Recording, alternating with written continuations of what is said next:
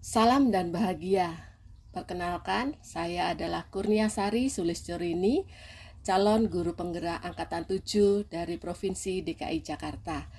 Pada video kali ini, yaitu tentang koneksi antar materi modul 3.1 mengenai pengambilan keputusan berbasis nilai-nilai kebajikan sebagai seorang pemimpin. Pada saat ini, saya akan memberikan kesimpulan tentang pembelajaran dari modul 3.1 dengan menjawab beberapa pertanyaan yang ada.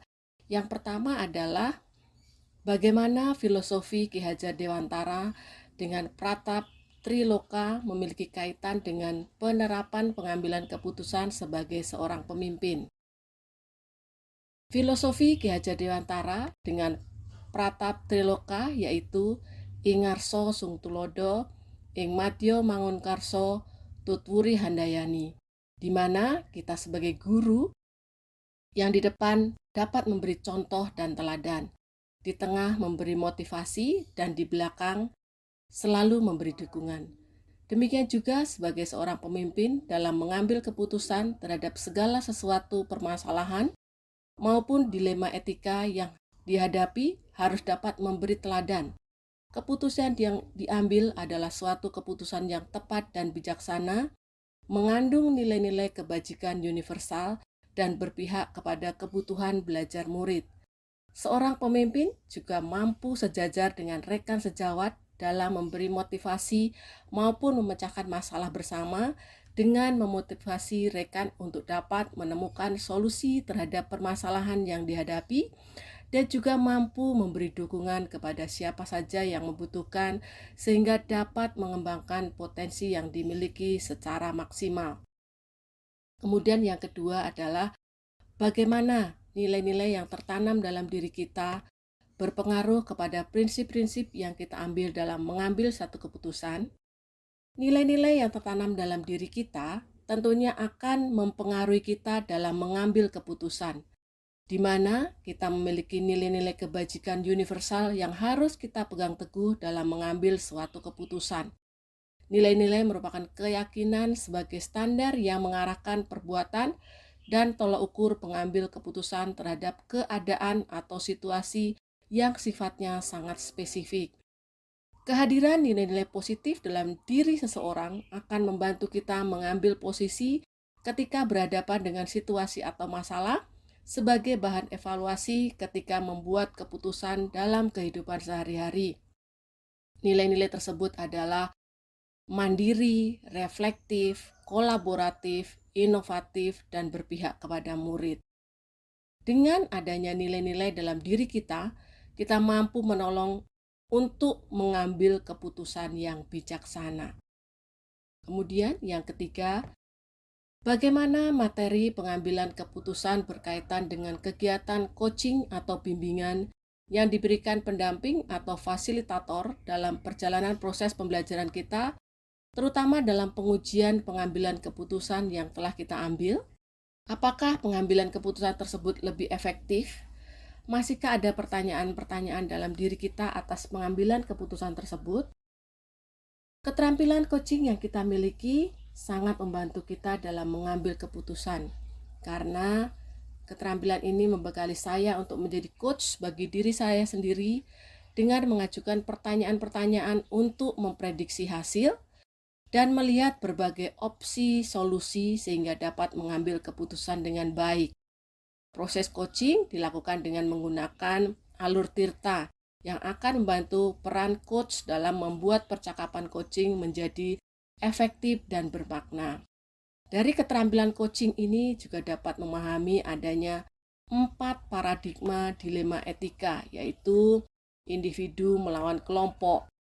Yang kedua adalah rasa keadilan dan rasa kasihan. Yang ketiga, kebenaran melawan kesetiaan. Dan yang keempat adalah jangka pendek melawan jangka panjang. Kemudian juga mengenal tentang 3 prinsip dalam pengambilan keputusan, yaitu yang pertama berpikir berbasis hasil akhir, yang kedua berpikir berbasis peraturan, dan yang ketiga adalah berpikir berbasis rasa peduli. Kemudian kita juga dengan keterampilan coaching dapat memahami adanya 9 langkah pengujian dalam pengambilan keputusan. Nah, selain keterampilan coaching untuk mengambil keputusan yang bertanggung jawab, diperlukan kompetensi kesadaran diri, pengelolaan diri, kesadaran sosial, dan keterampilan berhubungan sosial. Proses pengambilan keputusan seharusnya juga dilakukan dengan kesadaran penuh dengan berbagai pilihan dan konsekuensi yang ada. Kemudian pertanyaan berikutnya adalah bagaimana kemampuan guru dalam mengelola dan menyadari aspek sosial emosionalnya akan berpengaruh terhadap pengambilan suatu keputusan, khususnya tentang masalah dilema etika. Guru yang mampu mengelola aspek sosial emosionalnya dengan baik akan sangat mempengaruhi dalam mengambil keputusan. Seseorang yang mampu mengelola emosi dengan baik dalam bertindak akan memikirkan sesuatu dengan tepat, memutuskan tanpa ada emosi karena dalam dirinya sudah mengatur kesadaran diri, pengelolaan diri, kesadaran sosial, kemampuan berelasi, dan bertanggung jawab dengan baik. Sehingga segala sesuatu yang diputuskan pada kasus dilema etika akan diputuskan dengan penuh rasa tanggung jawab yang ada pada dirinya. Pertanyaan selanjutnya adalah, bagaimana pembahasan studi kasus yang fokus pada masalah moral atau etika kembali kepada nilai-nilai yang dianut oleh seorang pendidik? Nilai-nilai yang dianut oleh seorang pendidik tentunya akan mempengaruhi dalam menghadapi suatu masalah moral maupun etika yang ada. Dengan nilai-nilai yang dimiliki akan mempengaruhi pikiran seseorang dalam mengambil suatu keputusan. Nilai-nilai dalam diri akan menentukan cara pandang terhadap situasi atau masalah, prinsip kita dalam memutuskan sesuatu. Sebagai seorang guru, kita berpegang teguh pada nilai keberpihakan pada murid dan nilai moral kebajikan universal, serta nilai tanggung jawab sehingga dapat menghasilkan keputusan yang dapat dipertanggungjawabkan. Nilai-nilai dasar pengambilan keputusan tersebut akan menjadi landasan yang kuat dan juga cara pandang terhadap masalah sehingga dapat mempertajam analisis terhadap kasus dilema etika maupun bujukan moral yang dialami dan memperkuat paradigma berpikir maupun kita bisa berani dan percaya diri dan juga mampu menghasilkan keputusan yang bisa kita buat. Pertanyaan selanjutnya, bagaimana pengambilan keputusan yang tepat tentunya berdampak pada terciptanya lingkungan yang positif, kondusif, aman, dan nyaman? Setiap keputusan yang kita ambil harus tetap menciptakan suasana lingkungan yang positif, kondusif, aman, dan nyaman bagi semua orang. Yang artinya adalah pengambilan keputusan yang tepat akan memiliki konsekuensi positif terhadap institusi atau lembaga di mana kita berada. Pengambilan keputusan adalah bagian terberat dari tugas seorang pemimpin pembelajaran. Karena secara langsung atau tidak langsung, keputusan kita akan berpengaruh terhadap institusi, yaitu hal ini adalah sekolah atau lingkungan tempat kita berada, dan terutama komunitas di mana kita berada, atau juga siswa yang mungkin juga berpengaruh terhadap kualitas pendidikan. Sehingga dalam membuat keputusan, kita harus memikirkan konsekuensi yang efektif dari keputusan kita. Dengan terlebih dahulu memikirkan keputusan, kita menggunakan prinsip-prinsip pengambilan keputusan yang tepat. Karena jika keputusan kita tepat, maka akan terwujud lingkungan yang positif, juga kondusif serta aman dan nyaman, karena keputusan yang kita ambil akan menentukan hal tersebut dan begitu pula sebaliknya. Jika kita salah mengambil keputusan, tentu saja konsekuensinya juga tidak akan baik dan berdampak buruk pada lingkungan dan orang-orang yang berinteraksi secara langsung maupun tidak langsung dengan keputusan kita. Pertanyaan berikutnya adalah, apakah tantangan-tantangan di lingkungan Anda yang dapat menjalankan pengambilan keputusan terhadap kasus-kasus dilema etika ini? Adakah kaitannya dengan perubahan paradigma di lingkungan Anda? Tantangan-tantangan yang dihadapi dalam mengambil keputusan adalah adanya dilema dalam pengambilan keputusan itu sendiri, di mana melibatkan kepentingan dalam kedua belah pihak yang tentunya membutuhkan pemikiran yang matang dalam mengambil keputusan. Dengan adanya pengertian konsep pengambil keputusan dalam modul ini, sangat membantu dalam menghadapi tantangan dalam kasus dilema etika. Pertanyaan berikutnya adalah, apakah pengaruh pengambilan keputusan yang kita ambil ini dengan pengajaran yang memerdekakan murid-murid kita? Bagaimana kita memutuskan pembelajaran yang tepat untuk potensi murid kita yang berbeda-beda? Merdeka belajar merupakan tujuan akhir dari pembelajaran yang kita lakukan. Merdeka belajar berarti murid bebas untuk mencapai kodratnya atau mengembangkan potensinya tanpa ada tekanan dari pihak manapun. Kita mengarahkan segala potensi murid yang berbeda-beda yang dimiliki oleh para murid dengan memberikan pembelajaran berdiferensiasi untuk dapat mencapai kebahagiaannya sesuai dengan potensi yang mereka miliki. Maka, keputusan yang kita ambil tidak boleh merampas kebahagiaan murid dan juga merampas potensi yang dimiliki oleh murid. Pertanyaan selanjutnya, bagaimana seorang pemimpin pembelajaran dalam mengambil keputusan dapat mempengaruhi kehidupan atau masa depan murid-muridnya?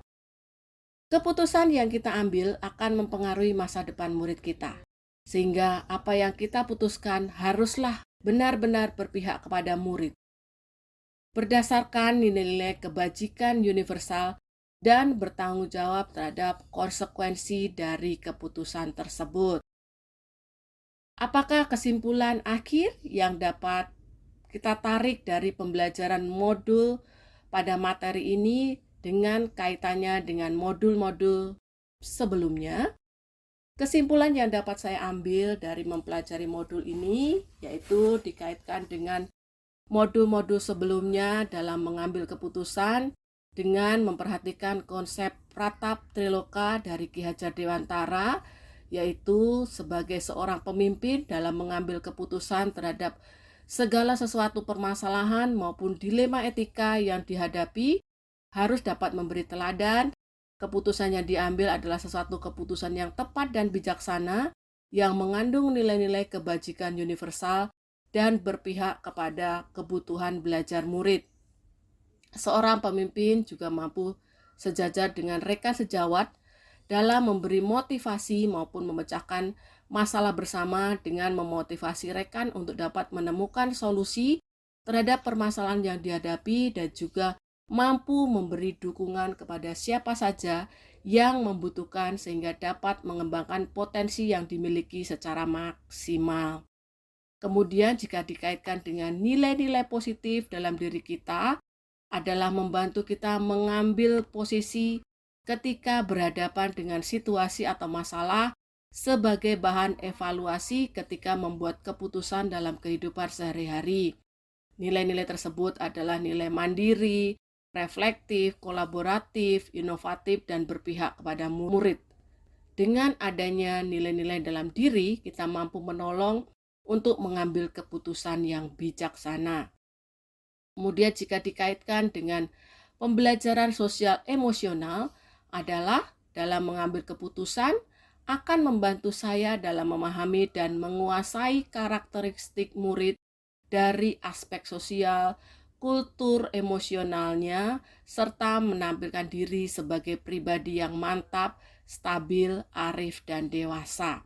Kemudian jika dikaitkan dengan keterampilan coaching, maka keterampilan coaching yang kita miliki sangat membantu kita dalam mengambil keputusan karena keterampilan ini membekali saya untuk menjadi coach bagi diri saya sendiri dengan mengajukan pertanyaan-pertanyaan untuk memprediksi hasil dan melihat berbagai opsi solusi sehingga dapat mengambil keputusan dengan baik.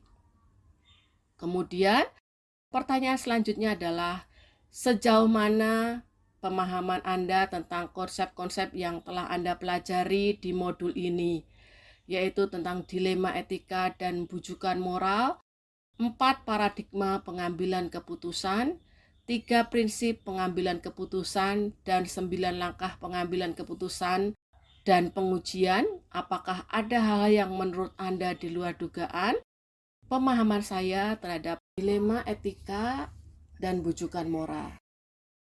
Dilema etika adalah keadaan di mana benar melawan benar atau sebuah situasi di mana keduanya benar tetapi bertentangan dalam mengambil suatu keputusan.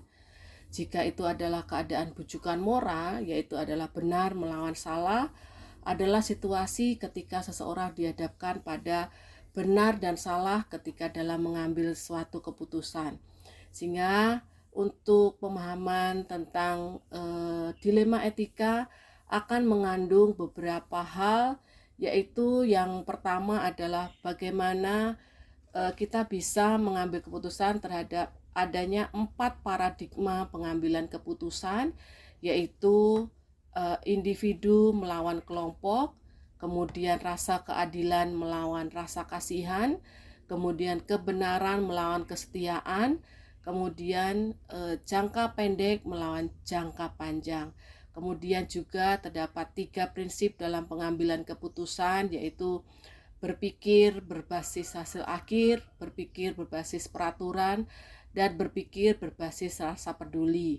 Kemudian juga berhubungan dengan 9 langkah pengambilan dalam pengujian keputusan, yaitu langkah-langkah yang pertama adalah apakah ada nilai-nilai yang saling bertentangan dalam studi kasus tersebut.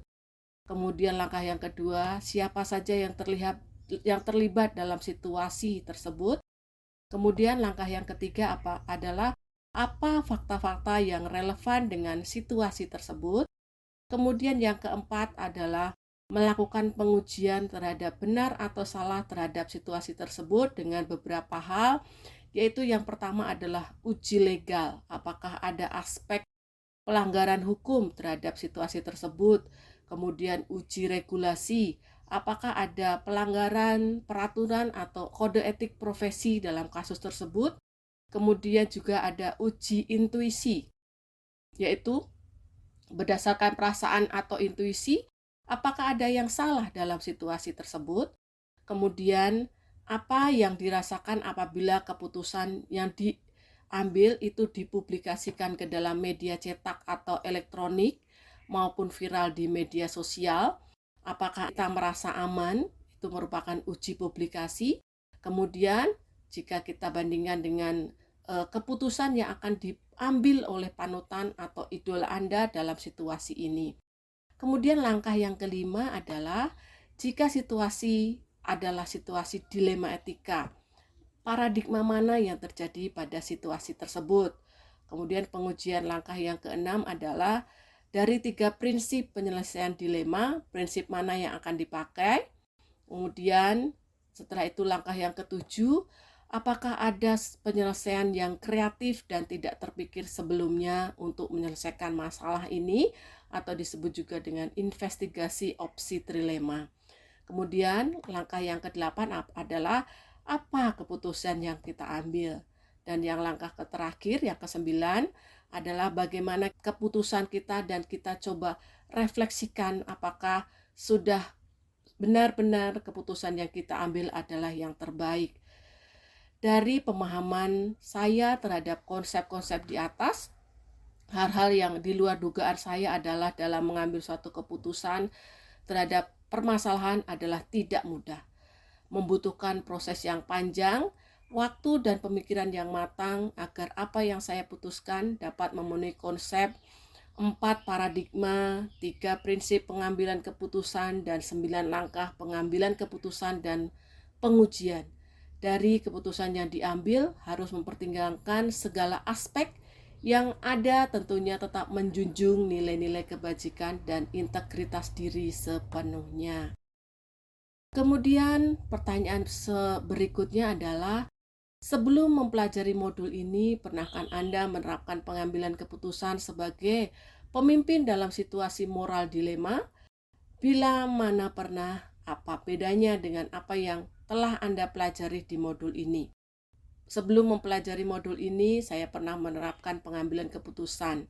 Bedanya adalah saya tidak memperhatikan adanya paradigma dilema etika, adanya prinsip pengambilan keputusan, dan saya juga belum melakukan pengujian dalam pengambilan keputusan dengan 9 langkah pengujian.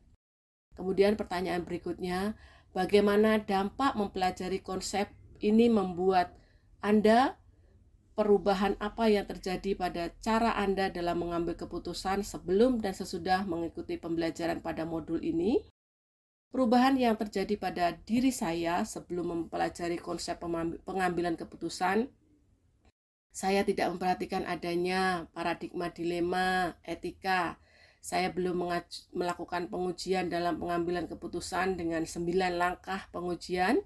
Namun setelah mempelajari konsep pengambilan keputusan, pada modul ini membuka pemikiran dan pemahaman saya dalam mengambil keputusan diperlukan memperhatikan beberapa hal seperti 4 paradigma dilema etika, 3 prinsip pengambilan keputusan, dan 9 langkah pengujian pengambilan keputusan.